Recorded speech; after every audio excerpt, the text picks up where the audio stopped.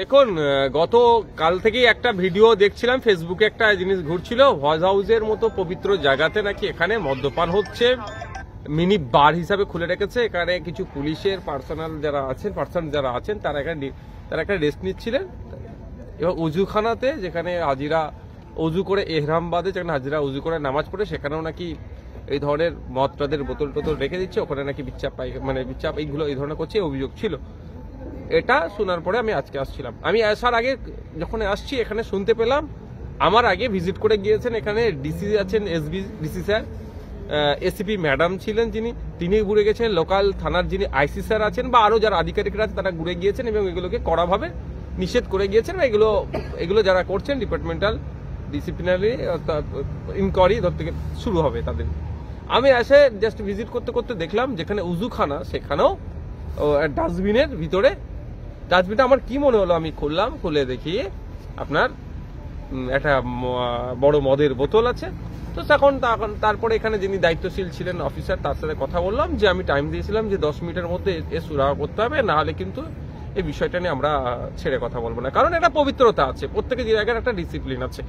আমি নিজে ইসকনে গিয়েছিলাম মায়াপুরে, যেখানে আমরা করেছিলাম একটা অফিসিয়াল ভিজিটে গিয়েছিলাম। সেখানে গিয়ে সুন্দর কিছু জিনিস আমার খুব ভালো লেগেছিল। ওই চত্বর এলাকাতে, একটা নির্দিষ্ট এলাকাতে মদ্যপান তো দূরের কথা, বিড়ি সিগারেট খেতে পারবে না, একটা নির্দিষ্ট নিয়ম নীতি আছে, পবিত্রতা আছে সব জায়গার আলাদা আলাদা। মানে এখানে একটা আলাদা পবিত্রতা আছে। কে মদ্যপান করবেন কে পারবেন না সেটাতে আমি কোনো বিতর্কে যাব না। বাংলায় মদ্যপান নিষিদ্ধ নয় বিহারের মতো, আমি চাই বাংলাতেও মদ্যপান নিষিদ্ধ হোক, কিন্তু এখানে তো এটা করা যায় না। আর আমার আসার আগে ডিসি র্যাঙ্কের অফিসার আসলেন, এসিপি ম্যাডাম আসলেন, আইসি স্যার আসলেন, তারা বলে যাওয়ার পরও আবার মদ্যপান করছে। মানে এটা তাহলে তারা ভয়ঙ্কর কিছু ব্যাপার নিজেকে ভাবছে। সেই জন্য বলেছিলাম যে আমার ইনশিওর করতে হবে যে এটার বিরুদ্ধে অ্যাকশন নেবে। প্রথমে আপনার আইসি স্যার এসেছিলেন, তারপরে এসিপি ম্যাডাম আসলেন, তারা আমাদেরকে জানিয়েছেন 15 দিনের মধ্যে ডিপার্টমেন্টাল কোয়ারিজ করে তাদের বিরুদ্ধে ব্যবস্থা গ্রহণ করবে। এটা তিনি নিশ্চিত করেছেন। আমি তারপরে এখান থেকে বার হয়েছি। আর আপনারা আর একটা বিষয় বলেছিলাম, সেটা পরবর্তীতে তিনারা এই বিষয়টা নিয়ে আলোচনা করছেন, সেটা পরবর্তীতে জানায় বলেছেন। আজকে তাহলে আপনার কি সিদ্ধান্ত দিলেন আপনি?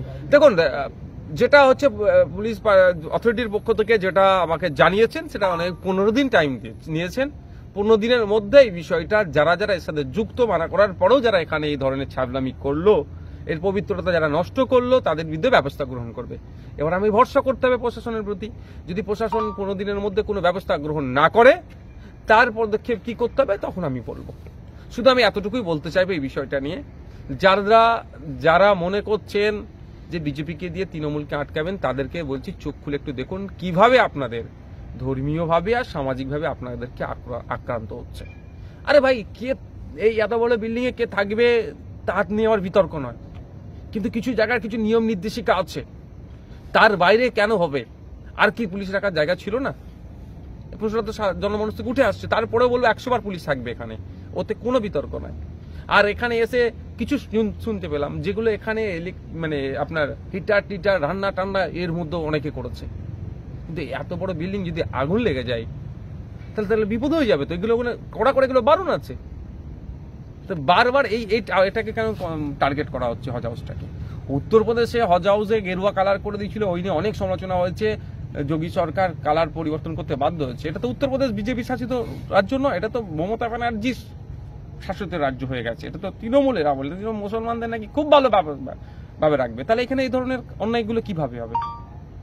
তারপরেও বলছি, পুলিশের যারা ভুল করেছে তাদের বিরুদ্ধে পুলিশ তার ডিপার্টমেন্টাল কোয়ারি করে 15 দিনের মধ্যে ব্যবস্থা গ্রহণ করবে। তখন আমাদের পুলিশের প্রতি ভরসা রাখতে হবে।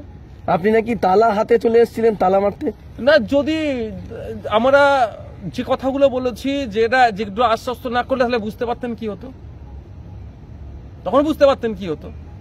দেখুন, আমি ল মেকার, আমি একজন, আমারকেও তো আইনের মধ্যে থাকতে হবে, আমাকেও তো প্রশাসনকে সহযোগিতা করতে হবে। সাথে সাথে কারো ধর্মীয় ভাবে আঘাত লাগছে যদি লাগে, সেটাকেও প্রোটেক্ট করতে হবে। তো আমিও প্রশাসনের একটা অংশ বলে মনে করি, আইনসভার একজন সদস্য, সুতরাং আমাকেও প্রশাসনকে 15 দিন টাইম দিতে হবে, আমি দিয়েছি।